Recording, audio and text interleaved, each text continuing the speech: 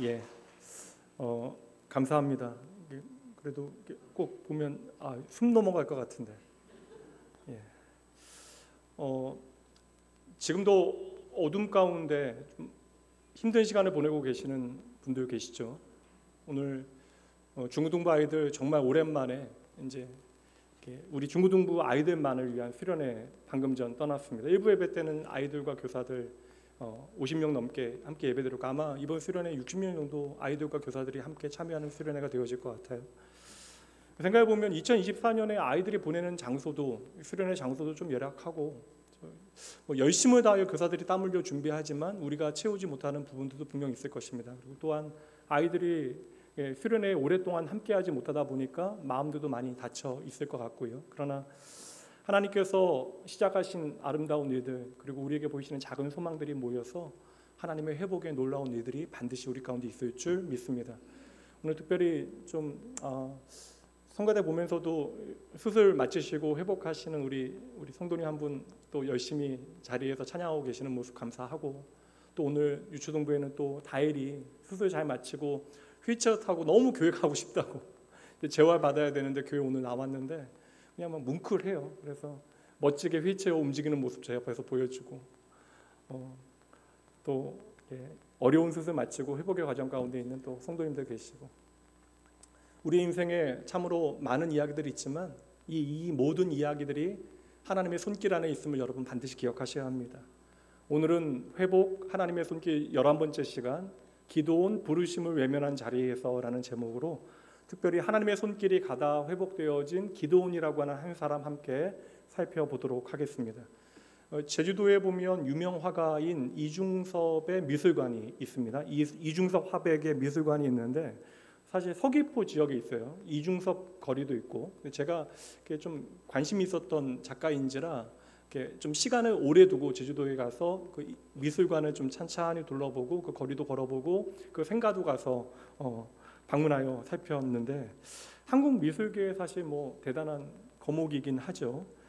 얼마 전에는 보니까 처음 그 소장한 그 수집가가 200만 원에 산 그 그림이 2022년에는 37억 정도의 판매가 되어졌다라고 이야기하니까, 근데 그 제주도에서 서귀포에서 보냈던 그 가족들과 보냈던 시간이 1년 남짓 같이 보냈는데 너무나 소중한 시간이었기 때문에 이제 일본으로 가서 이제 유학이기도 하고 전쟁의 이제 위험 가운데 잠시 일본에 가서 공부를 하던 중에 가장 많이 그렸던 그림들이 이제 그 가족에 대한 그림이에요.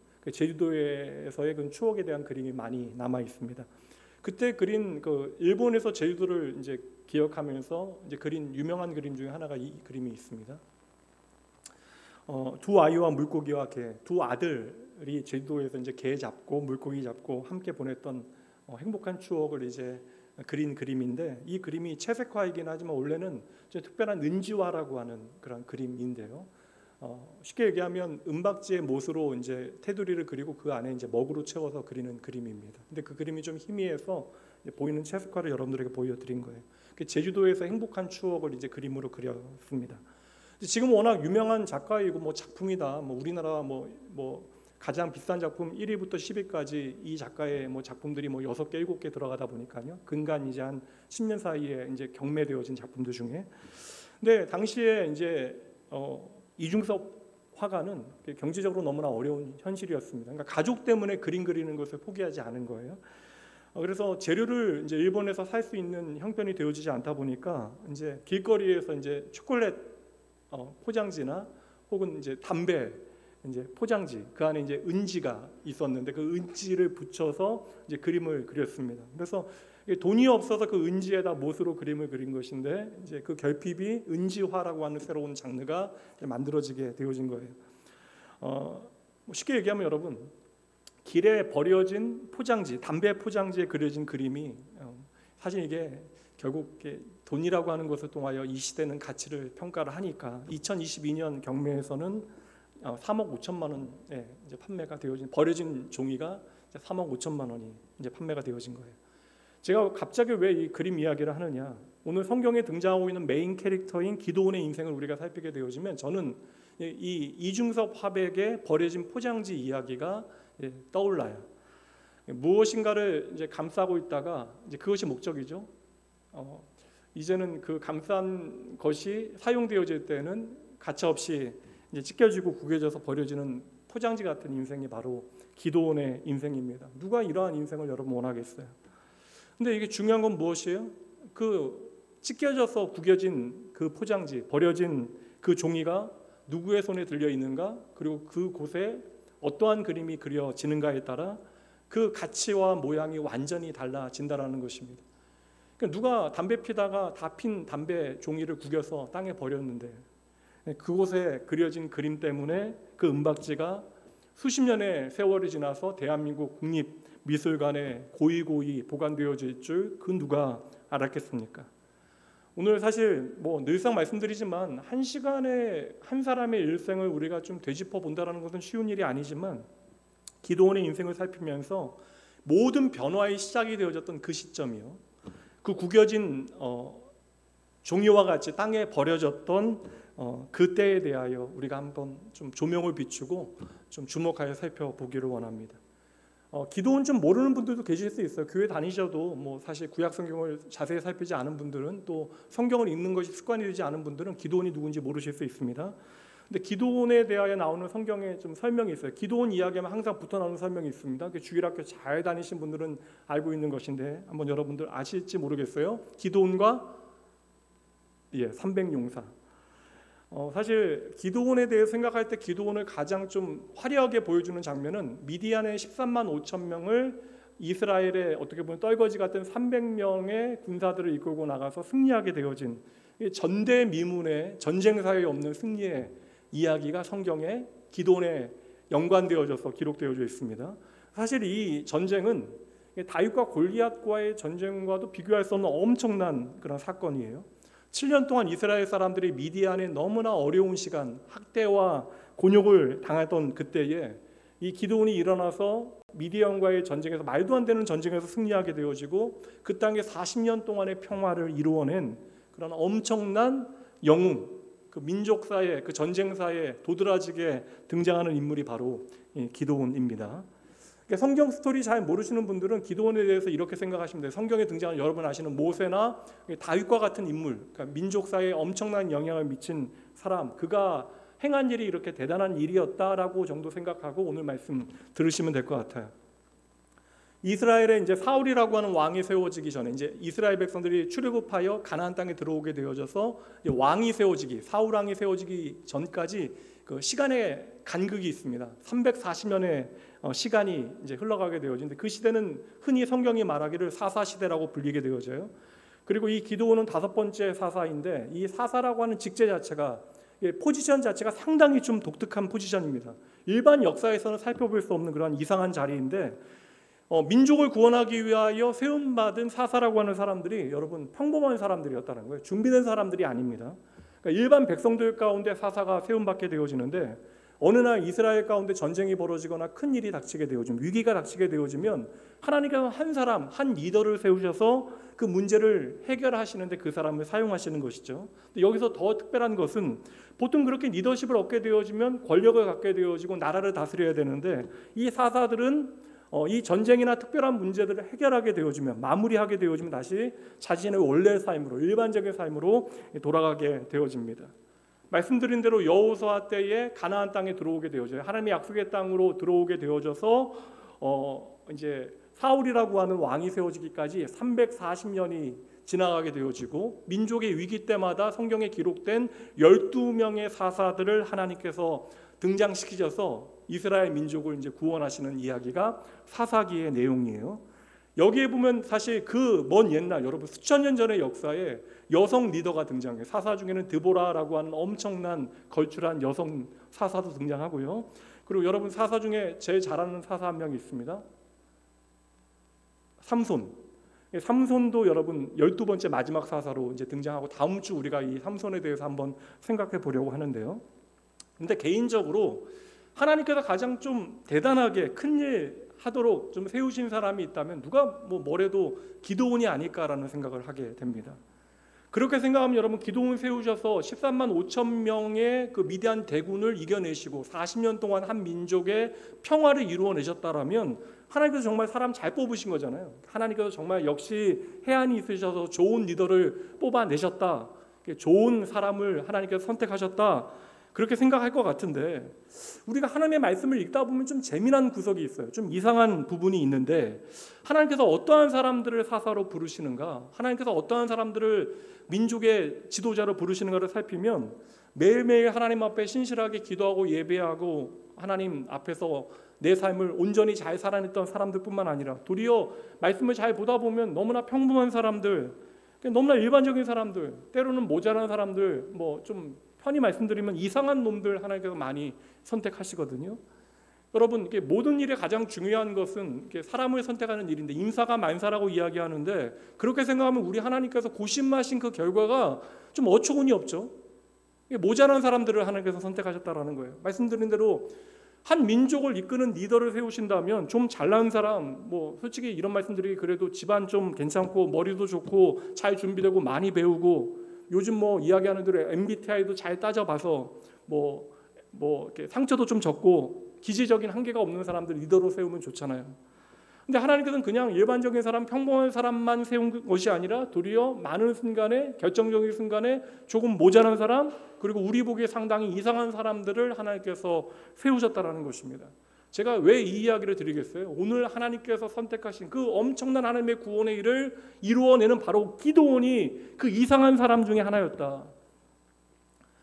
영어 이름을 보면 그의 직업이 성이 되어지는 경우가 있어요. 그래서 뭐 예전엔 그랬죠. 부모님이 이름을 정해주기도 하지만 그것은 뭐 고귀한 사람들, 왕족들 뭐 그런 경우가 많고 대부분 일상을 살아냈던 평민들은 뭐 그냥 그들의 직업이 그들의 이름이 되어지기도 합니다. 그래서 유럽에 가면 오래된 도시에 보면 그들의 직업이 문패에 달려 있는 경우들이 있었죠. 글을 읽지 못하니까 그 그림으로 그 사람의 직업을 이제 알 수 있는, 그리고 그 직업으로 그 사람의 이름이 불리어졌던 시절이 있습니다. 그래서 영어 이름에 보면 그의 직업이 성이 되어진 경우가 있어요.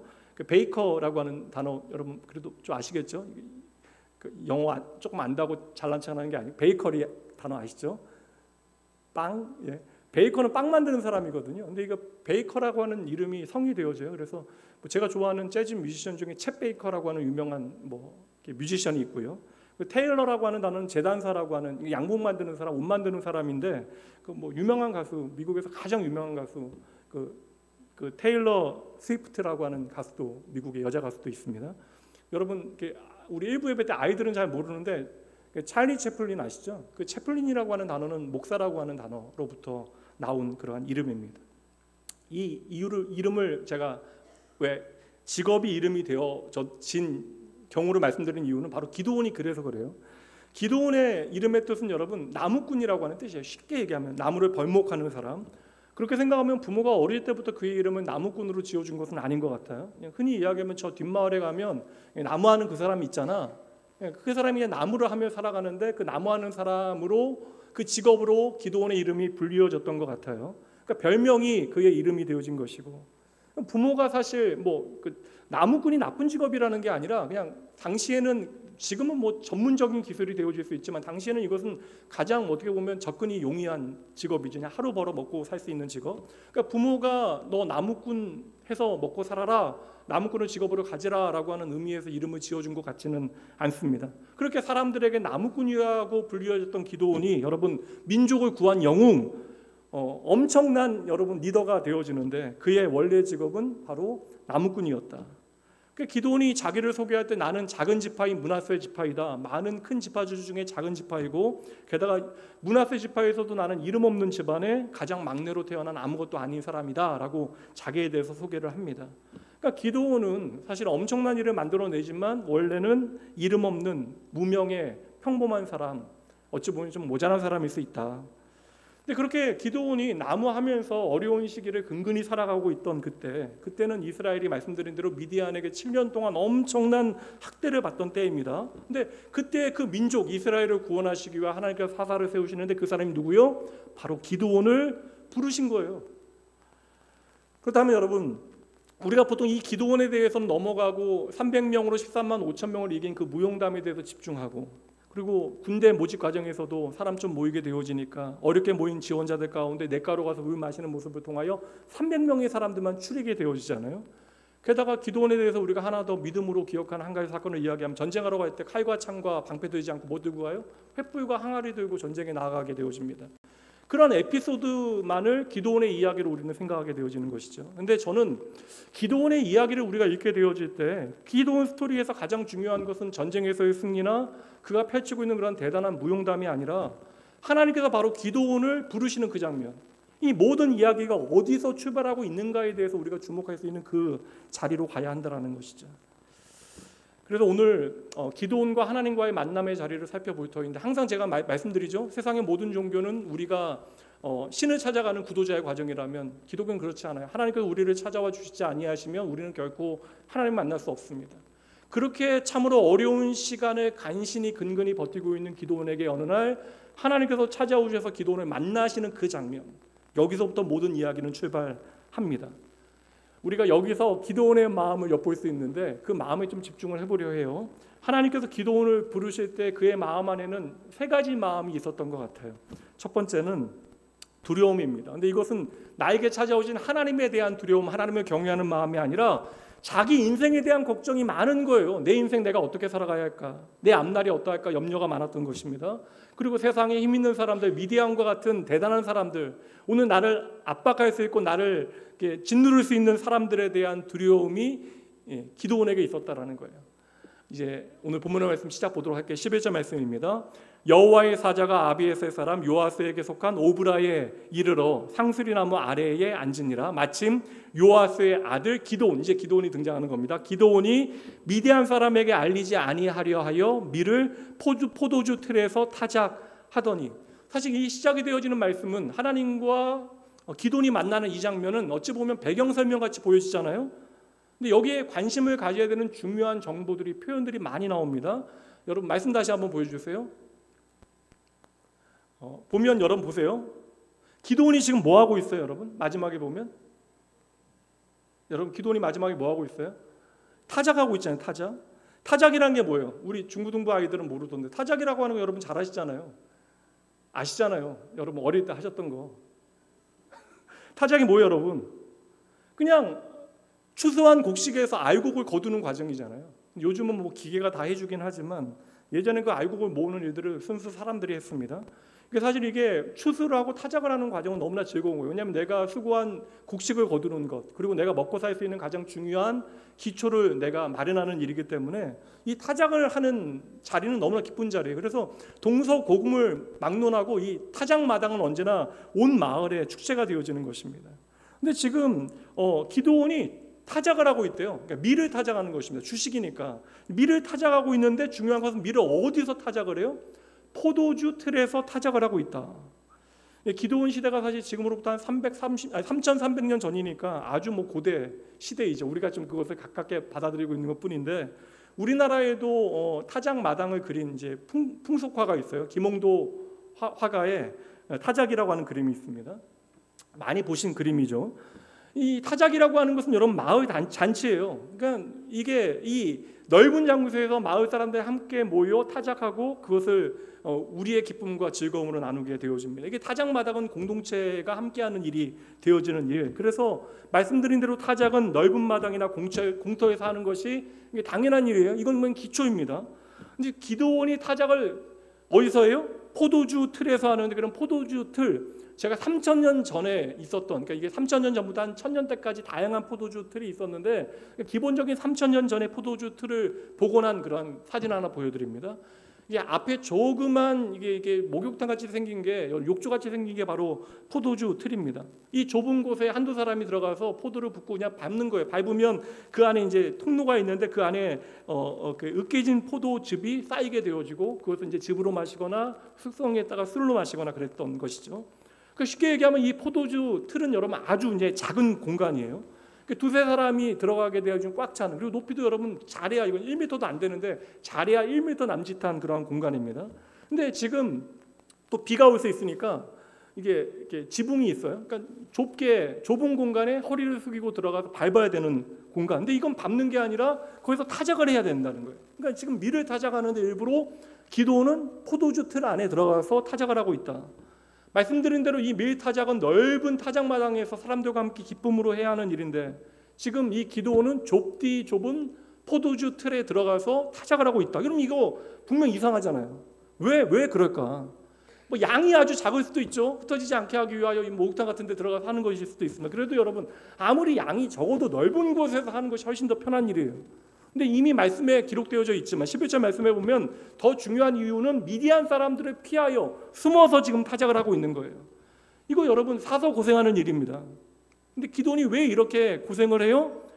무서운 거예요, 여러분.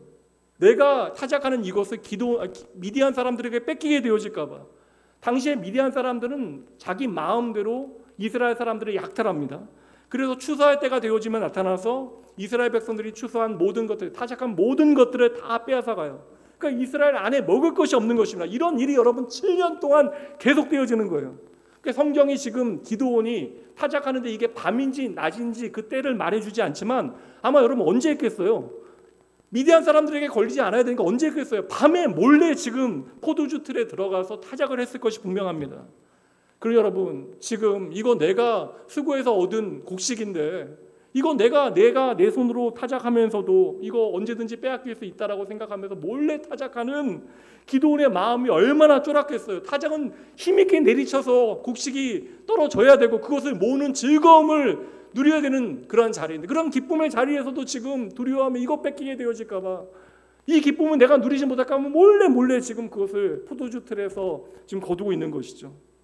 그러니까 여러분, 오늘 이 11절 말씀 배경 설명이 아니라고, 단지 기드온이 등장하는 배경 설명이 되어지는 것이 아니라 당시에 절박하고 힘들었던 상황을 우리에게 보여주고 있는 말씀, 힘 있는 사람들이 얼마나 악할 수 있는가에 대한 이야기, 그리고 먹을 것조차 없었던 괴로워하는 이스라엘 사람들의 현실, 그리고 그중 하나였던 기드온의 두려움을 이 한 구절에 담아서 우리에게 보여주고 있는 것이죠.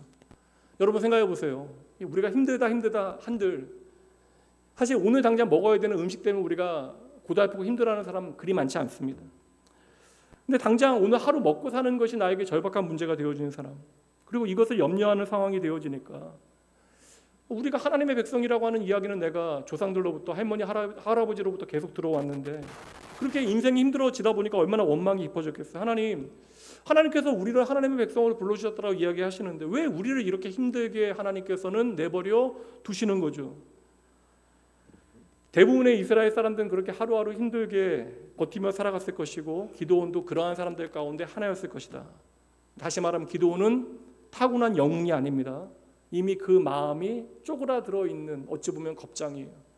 그냥 나 하루 오늘 잘 버텨서 먹고 사는 것이 전부인 사람, 오늘 밤 미디안 사람들에게 걸리지 않고 이 타작이나 잘 끝나면 더 이상 바랄 것 없는 인생이 바로 기드온이었다라는 거예요. 그래서 기드온이 하나님을 만나게 되어진 순간, 그러니까 기드온이 하나님을 찾은 것이 아니라 하나님께서 기드온을 찾아오셨던 그 타이밍이 기드온의 마음에 무엇으로 가득 차 있었던 때라고요? 두려움으로 가득 차 있었던 때입니다. 하나님께서 기드온을 부르셨을 때 두 번째, 기드온의 마음에 채워져 있는 또 다른 마음은 바로 의심이에요. 하나님에 대한 의심이 그의 마음 가운데 계속 되어집니다. 하나님께서 기드온 찾아오셔서 3번이나 같은 말씀하시거든요. 반복하세요.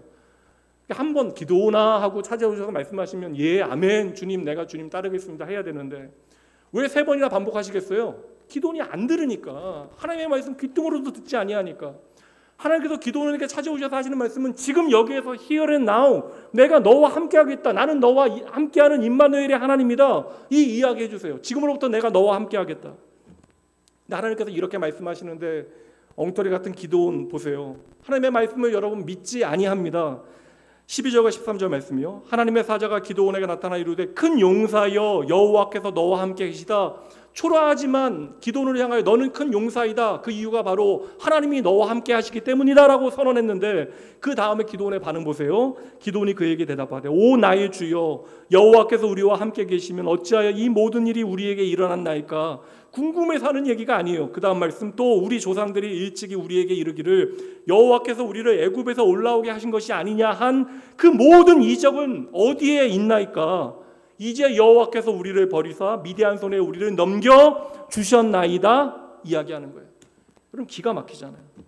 하나님 앞에서 여러분 해서는 안 돼. 내 마음에 있어도 내가 하나님 앞에 결코 할 수 없는 말을 그냥 다 하는 거예요. 하나님께서 너와 함께 하신다라고 선포하니까 기드온이 뭐라고 이야기해요? 그 먼 옛날 애굽에서 우리의 조상들을 건져내신 그 하나님의 능력은 지금 어디에 있습니까? 쉬운 말로 바꾸면 무엇이에요? 아이고 하나님이 함께 우리와 하시면 내 모양이, 그리고 이 세상이 이 모양 이 꼴이겠습니까? 내가 옛날에 하나님이 대단하다는 소식을, 이야기를 우리의 조상들에게 들었습니다. 내 아버지에게, 내 할아버지에게 들었습니다. 애굽에서 나와 가나안 땅에 이를 때까지 홍해를 가르시고 그 애굽을 굴복시키신 하나님에 대해서 내가 들었는데, 하나님 왜 이 모든 일들을 행하셨습니까? 오늘 우리가 이 모양 이 꼴인데요. 지금 기도원은 하나님의 계획 자체를 믿을 수가 없는 거예요. 신뢰할 수 없는 것입니다. 그렇게 생각해 보니까 여러분, 기도원은 우리가 알던 그 대단한 위대한 인물이 아닙니다. 이처럼 하나님이 기도원을 찾아오셨던 그때에 두 번째 그의 마음에 가득 채워져 있었던 것은 하나님을 향한 의심 그리고 불신입니다. 그리고 하나님께서 그를 부르실 때 그의 마음을 통하여, 그의 말을 통하여 확인하게 되어진 그의 마음은 열등감이에요. 기도는 자기에 대하여 이렇게 이해합니다. 14절과 이어지는 15절 말씀이요. 여호와께서 그를 향하여 이르시되 너는 가서 이 너의 힘으로 이스라엘을 미디안의 손에서 구원하라. 내가 너를 보낸 것이 아니야. 그러니까 더 이상 너의 조건 보지 말고 내가 너와 함께하니까 너는 큰 용사가 되어졌다. 이제는 내가 너와 함께하는 그 힘으로 미디안에서 이 민족을 구원해내라. 이것이 나의 뜻이다. 너를 향한 나의 부르심이다 라고 이야기하니까 또 말합니다. 15절. 그러나 기드온이 그에게 대답하되 오 주여, 내가 무엇으로 이스라엘을 구원하겠습니까? 보소서, 나의 집은 므낫세 중에 극히 약하고 나는 내 아버지 집에서 가장 작은 자입니다. 하나님께서 기드온을 부르시는데 기드온은 단칼에 거절합니다. 하나님, 나 그거 못해요. 자격이 없습니다. 보낼 사람 보내시옵소서. 나는 아닙니다. 당장 여러분 이해는 됩니다. 미디안이 무서워서 내가 이 조그만 곡식단 가지고 포도주 틀에 숨어서 타작하고 있을 때 하나님께서 나를 찾아오셨으니 그곳에 서 있는 나의 모습이 얼마나 초라하겠어요. 그러니 오늘 나의 현실이 나의 정체성이 되어지고 어느새 그 현실이 나의 열등감으로 하나님을 향한 원망까지 섞여서 그의 마음은 하나님 앞에 토해지는 거예요. 하나님, 내 꼴 보세요. 그러니 할 만한 사람 하나님께서 부르세요. 이렇게 생각하니 이건 겸손이 아닙니다. 항상 말씀드리지만 여러분, 하나님의 부르심에 대한 겸손은 답이 하나밖에 없어요. 순종입니다. 오늘 기도원의 말은 겸손이 아니라 그래서 불신이 되어지는 것이죠. 그러니까 나의 정체성이, 여러분, 하나님을 믿는다 하지만 나의 정체성이 하나님과 1도 상관이 없어요. 그리고 오늘 내가 처해 있는 상황과 나의 감정, 나의 경험을 통해서만 나를 비춰보고 있습니다. 기도원이 너무 지금 힘든 것 같아요. 충분히 저는 공감은 됩니다. 말씀을 읽다 보니까 공감이 되어져요. 그러니까 그는 너무나 무서운 거예요. 지금 두려운 것입니다. 이러한 현실을 7년 동안 살다 보니까, 그리고 하나님께서 내 삶에 일하시지 않는 것처럼 여겨지니까 그 모든 두려움이 하나가 되어져서 하나님을 향하여 대들듯이 지금 말하고 있는 거예요. 근데 저는 이게 좀 반면 생각해 보면 은혜거든요. 왜냐하면 이게 하나님을 향하여 내 있는 감정을 그대로 토해낼 수 있다. 여러분, 이게 엄마한테 소리 지르는 사춘기 아이들 있잖아요. 예? 근데 그거 좀, 이게 엄마 아빠 좀 마음 답답할 때 있지만 엄마한테만 소리 지르는 사춘기 아이들의 이야기, 이거 어찌 보면 아이들의 그런 아우성이 아닐까. 그래도 내가 되는, 내가 좋은 모습은 아니지만 내가 엄마는 믿을 수 있기 때문에, 엄마는 여전히 내 편일 수 있다라고 생각하기 때문에 내가 솔직하게 내 감정을 있는 그대로 토해내는 것이 아닐까. 하나님의 부르심 앞에 기도원이 가지고 있는 3가지 감정이 있잖아요. 하나님께서 찾아오셨을 때 가지고 있는 감정. 첫 번째 뭐죠? 두려움. 두 번째 의심. 세 번째 열등감. 이게 여러분, 이게 3종 세트예요. 모든 믿음의 사람들이 넘어지게 되어질 때 이 두려움과 의심과 열등은 절망에 이르게 만드는 지름길, 그리고 절망의 문을 여는 열쇠가 되어지는 것입니다. 여러분, 예수 믿는 사람도 때때로 내가 감당하기 어려운 일들이 우리의 삶에 닥쳐와요. 책임지지 못하고 절망적인 순간을 맞이하게 되어집니다. 인생 정말 끝난 것 같고 세상에 답 없는 것 같은, 내 인생 망한 것 같은 순간, 여러분, 그때 우리가 그 절망의 때를 한번 잘 살펴보세요. 그럼 그 안에서 우리는 이 3가지 발견하게 되어집니다. 세상에 대한 막연한 두려움, 그리고 하나님에 대한 의심, 그리고 내 자신에 대한 열등감. 그런데 여러분, 오늘 하나님께서 그때 기도원을 찾아오시잖아요. 저는 이게 너무나 재밌거든요. 그러니까 우리가 이렇게 미처 살피지 못하고 넘어가는 부분인데 하나님은 기도원을 너무나 잘 하시잖아요. 그런데 성경의 진리는 뭐예요? 창세전에 저와 여러분 택하시고 하나님 우리를 기다리시고 하나님의 때에 우리를 불러내시는 것인데, 그러면 이때가 좋은 때가 아닌 것처럼 여기지잖아요. 저와 여러분이 보기에는. 기도원의 마음을 왜 두려움과 의심과 열등감이 가득할 때 왜 기도원이 초라하게 그 타작마당을 터삼아 타작하지 못하고 포도주 틀에 들어가 비참하게 그 밤중에 타작하고 있을 때 왜 기도원을 찾아오시고 그를 부르실까? 근데 성경에 보면 이러한 패턴이 너무나 많이 등장해요. 오늘 기도원에 대한 말씀을 살피면서 저는 몇 주 전에 나누었던 모세에 대한 이야기 생각이 났거든요. 왜 모세가 그렇게 잘 나갈 때는 그냥 내버려 두시고 열등감이 찌들어서 자기를 향하여 먼지와 같이 여기 그때 찾아오셔서 그를 불러내시는가? 당연히 여러분 그때 불러내시니까 모세는 거절할 수밖에 없죠. 나는 절대 못합니다. 나는 먼지 같은 인생인데. 그러니까 하나님께서 여러 번 말씀하신 대로 계속 거절하니까 막 정색하시면서 화를 내시잖아요. 내가 너를 보낸다. 내가 너와 함께하겠다. 그런데도 모세 뭐라고 해요? 나는 말을 못합니다. 그러니까 말 잘하는 너의 사촌을 붙여주겠다. 그래도 못하겠대요. 오늘 기도원이나 모세나 다 마찬가지예요. 모세는 기도원과 같이 그렇게 대들지는 않았지만 모세의 절망 안에는 세상에 대한 두려움, 하나님에 대한 의심, 자기에 대한 열등감이 이리저리 섞여서 그 절망이 날마다 깊어지고 있는 거예요. 근데 여러분, 절망은 감정이 아닙니다. 절망이 깊어지게 되어지면 우리는 하나님이 나를 부르셔도 몰라요. 그래서 하나님의 부르심을 우리는 외면하고 거절하게 되어지는 것이죠. 그럼 다시 질문드릴게요. 이쯤 되어지면 우리가 정말 궁금해져야 돼요. 왜 하나님은 이러한 사람들을 부르실까? 어찌 보면 좀 괘씸하잖아요. 아무리 그래도 좀 정도껏 해야죠. 나는 지극히 작은 자입니다. 나는 능력이 없습니다. 고백하는 사람은 이해가 돼요. 네가 이렇게 어렵다고 이야기하니까 내가 너에게 힘을 좀 줘야지. 내가 너와 함께 할게. 이렇게 좀 해주시면 되잖아요. 근데 이렇게 삐뚤어진 마음으로 하나님조차 의심하고 심지어 하나님을 향하여 대들고 하나님을 원망하는 이 괘씸한 사람들을 왜 하나님께서는 찾아가시고 부르시고 그들을 통하여 하나님의 일을 감당케 하실까? 그 과정이 너무나 힘들어요. 근데 저는 여기에 바로 오늘 기도원 스토리의 가장 중요한 핵심이 있다고 생각해요. 무엇입니까? 하나님이 이렇게 기도원을 부르신다면 하나님은 오늘 저와 여러분도 그렇게 부르십니다. 왜 하나님은 이렇게 터무니없고 괘씸한 자들을 불러 그들을 통하여 하나님의 일을 감당케 하실까?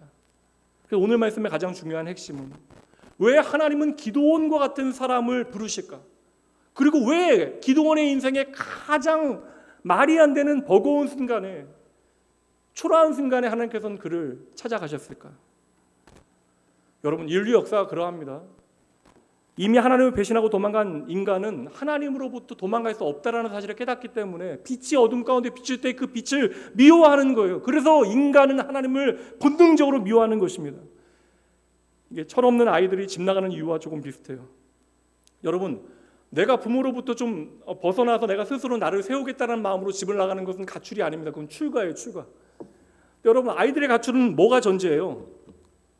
아이들이 왜 집을 나가게 되어집니까? 이거 부모가 나를 포기하지 않는다는 믿음이 그 안에 있는 거예요. 아이들이 집 나가서 도망 다니잖아요. 왜 도망 다녀요? 부모가 나를 찾을 것이라고 하는 믿음이 그 안에 있는 거예요. 그 언제든지 내가 돌아가면 그곳에 내 집이, 내 부모가 그곳에서 나를 기다리고 있다라고 하는 믿음이 아이들에게 있는 것이죠. 그러니까 아이들은 여전히 나를 사랑하고 내 편에 서주는 나의 부모, 그리고 언제나 내가 돌아갈 곳이 있다는 사실을 믿기 때문에 그냥 집 나가는 거예요. 반대로 이야기해 볼까요? 집 나가서 철드는 아이들 많잖아요. 하나님을 향하여 반항해보고 하나님을 부정해본 사람들은 제대로 하나님이 살아계시다는 사실을 확인하게 되어져요. 왜요? 하나님은 그 사람을 결코 포기하지 아니하시기 때문에 그러합니다. 그래서 내가 멀리 하나님을 피해서 도망갔다가 여전히 그곳에서도 나를 붙드시는 하나님을 우리가 만나게 되어지면 우리는 드디어 하나님의 부르심에 아멘하게 되어지는 것이죠. 유명한 시편 기자의 고백이 있어요. 우리 믿음의 선배의 고백인데 시편 139편 7절부터 말씀 봅니다. 내가 주의 영을 떠나 어디로 가며 주의 앞에서 어디로 피하리이까? 내가 하늘로 올라갈지라도 거기 계시며 스올에 내 자리를 펼지라도 거기 계시나이다. 내가 새벽 날개를 치며 바다 끝에 가서 거주할지라도 거기서도 주의 손이 나를 인도하시며 주의 오른손이 나를 붙드시리로다.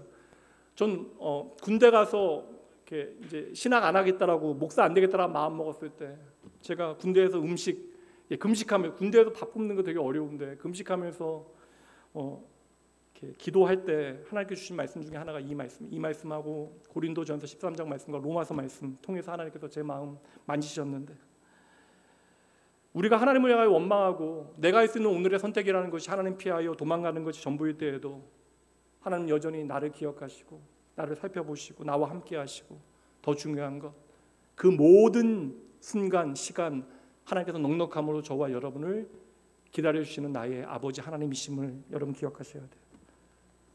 3300년 전의 기도원의 이야기, 그래서 오늘 저와 여러분의 이야기가 되어지는 거예요.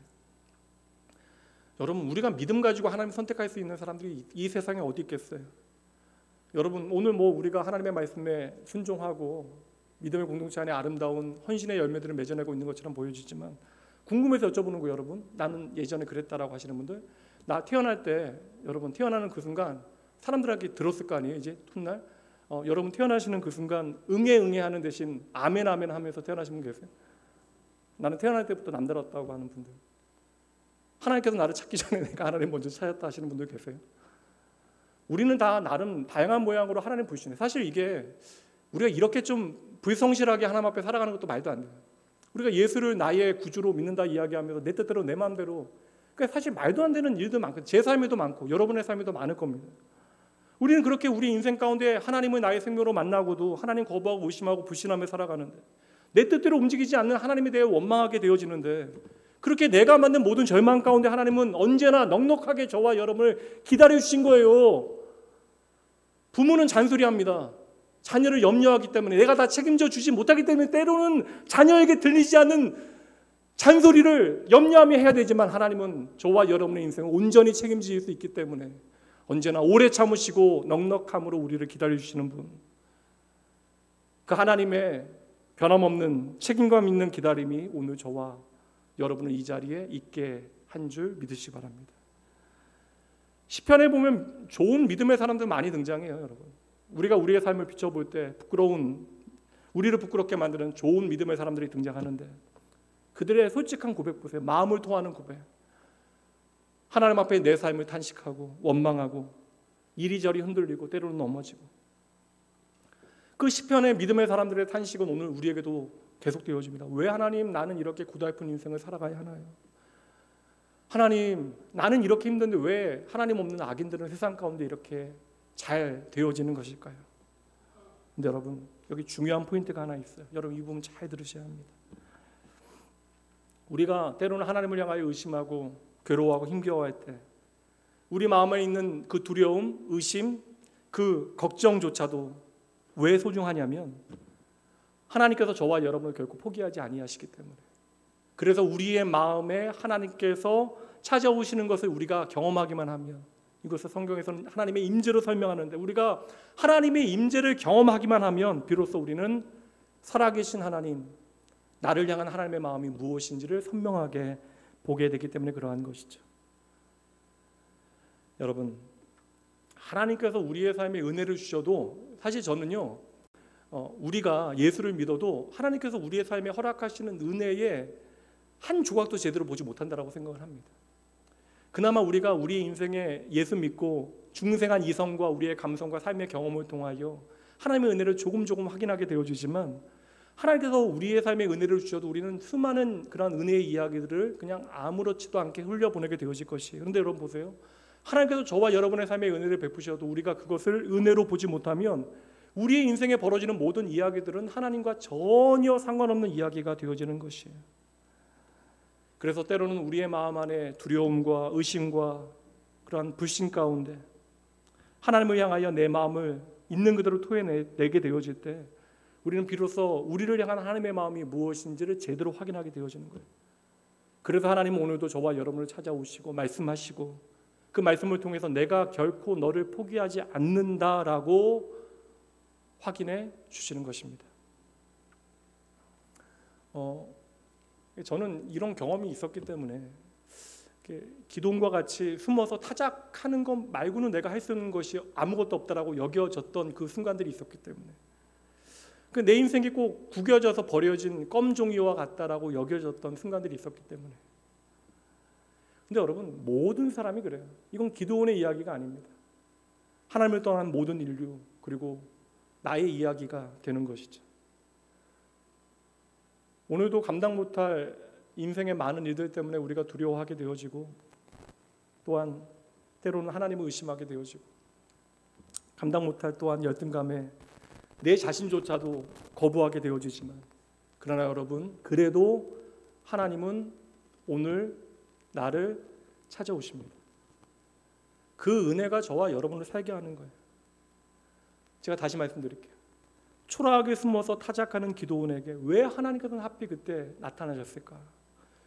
게다가 여러분, 우리식의 표현으로 이야기하면 하나님은 기도원에게 하필 이때 나타나셔서 온갖 수치를 다 당하시잖아요. 저는 이게 말이, 구약의 하나님인데 그 전능하신 하나님, 창조주 하나님께서 이렇게까지 사실 모욕을 당하실 수 있는가? 왜 이 순간일까? 내 인생의 가장 초라한 순간, 내가 가장 힘들어 아파 쓰러져 있는 그 순간, 우리의 인생에 하나님이 가장 필요한 순간임을 하나님은 아시는 것이죠. 그래서 하나님께서는 내 인생이 구겨져서 버렸던 그 순간 저와 여러분을 찾아오시어 구겨진 우리의 인생을 당신의 손으로 하나하나 펴시고 그곳에 당신의 손으로 그림을 그리십니다. 그렇게 구겨진 인생에 그려진 하나님의 그림은 바로 십자가에 달린 예수 그리스도이십니다. 그래서 우리의 인생이 아무리 구겨져 의미 없는 것처럼 보여진다 할지라도 그 인생에 예수님이 그려지면 그 인생은 반드시 다시 시작되어져요. 이것이 모든 위대한 변화의 시작이 되어지는 것이죠. 그래서 저는 솔직히 주일학교 때는 이런 13만 5천 명과 300명의 대결 이야기, 그리고 횃불과 항아리 들고 가서 전쟁하는 이야기, 이거 너무나 재밌고 흥미로웠지만 이제 이러한 이야기들은 저에게 그렇게 중요한 이야기가 아니에요. 제게 중요한 이야기는 이러한 기도원이라도 하나님께서 찾아오신다. 그리고 끝내 그의 삶을 하나님께서는 변화시키신다. 저는 이 하나님이 저에게 가장 중요합니다. 이후로 기도원은 정말 미친 선택을 해요. 근데 이게 어렵지 않아요. 왜냐하면 나 같은 죄인 살리신 하나님의 은혜가 보여져요. 이거 교만하기가 어렵거든요. 이게 사실 하나님 제대로 만났는데 교만하면, 이거 기질적인 교만을 뛰어넘지 못한다면 이게 제대로 하나님을 만난 경험이 부족한 것입니다. 나 같은 죄인 찾아와서 나를 살리신 하나님의 은혜 믿어지면 이제 그 믿음 안에서 하나님이 하라는 대로 하게 되어지는 거예요. 이 싸움 내 싸움이 아니라는 사실을 깨닫게 되어지니까 마음 편해져요.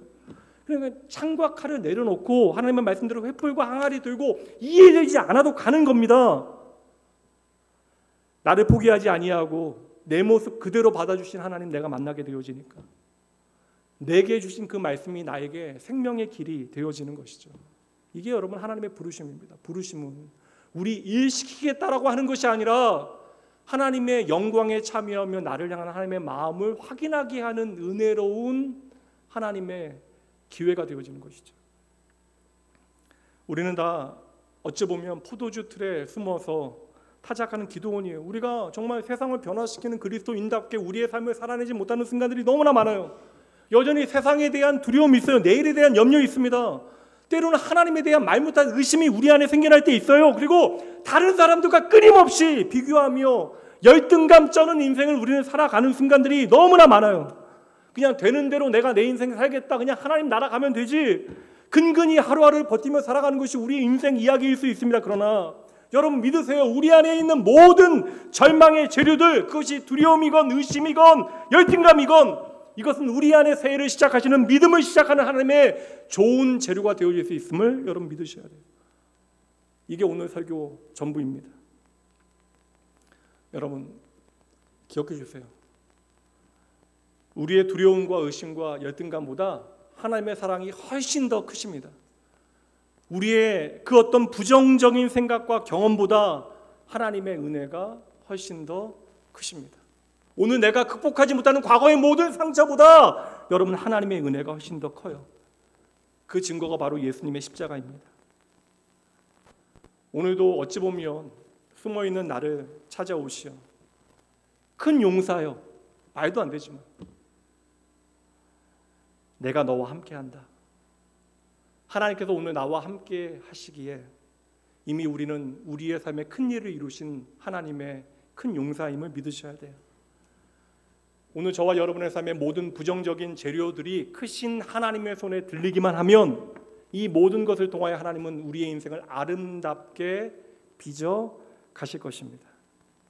이 하나님 믿고 여러분의 평생에 하나님 앞에 아름답게 자라나시는 여러분 되시길, 그리하여 나의 인생의 많은 문제들 하나님 앞에 있는 그대로 말씀드리고 오늘도 나를 찾아와 나를 부르시는 하나님의 부르심에 멋지게 응답하시는 여러분 되시길 주님의 이름으로 축복하고 응원합니다. 기도하시죠.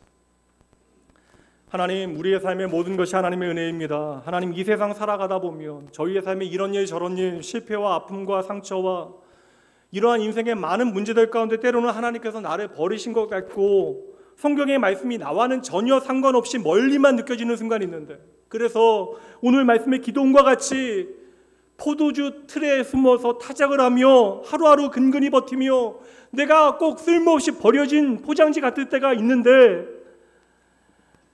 내 안에 반복되어지는 모든 두려움과 의심으로 또한 감당 못할 열등감으로 힘들어하는 그때에 하나님께서 나를 찾아와 나와 함께 하시고 있는 그대로 나를 받아주시고 나를 기다리시고 내 인생 붙드시어 주의 길로 저희의 발걸음을 한 걸음 한 걸음 걸어가게 하심에 저희들 하나님 믿고 하나님 감사의 고백을 드립니다.